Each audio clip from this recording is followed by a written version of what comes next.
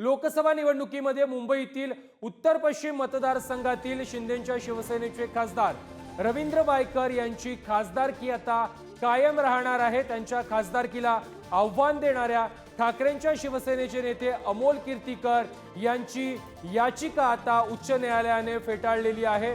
त्यामुळे कीर्तीकर यांची खासदारकी संदर्भातील याचिका आता कोर्टाने फेटाळून लावलेली आहे।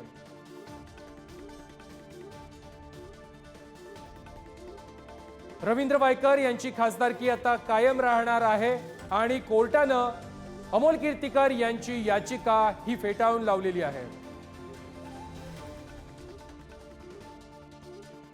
या संदर्भात अधिक माहिती देत आहेत आमचे प्रतिनिधी निखिल चव्हाण। निखिल, रवींद्र वायकर यांची खासदारकी ही कायम राहणार आहे, कोर्टाने कीर्तीकर यांची याचिका ही फेटाळून लावली आहे। नक्कीच प्रथमेश, अत्यंत दिलासादायक या ठिकाणी जी गोष्ट आहे ती म्हणावी लागेल, कारण रवींद्र वायकर यांच्या बाजूने मुंबई उत्तर पश्चिमचे शिंदेच्या शिवसेनेचे खासदार आहेत रवींद्र वायकर यांना उच्च न्यायालयाचा हा दिलासा मिळालेला आहे। कारण वायकरांच्या खासदारकीला आव्हान देणारी जी याचिका आहे ती ठाकरेंच्या शिवसेनेचे अमोल कीर्तीकर यांनी केलेली होती। आता ही याचिका आहे ती फेटाळण्यात आलेली आहे।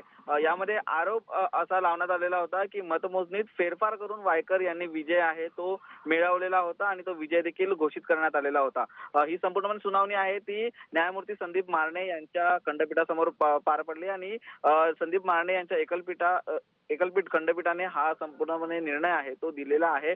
त्यामुळे आता जो 48 मतांचा फरक आहे तो सांगण्यात आलेला होता, तर यामधून आता वायकरांना हा मोठा दिलासा आहे तो मिळालेला आहे। प्रथमेश, नक्कीच निखिल, धन्यवाद तुम्ही दिलेल्या सविस्तर माहिती संदर्भात।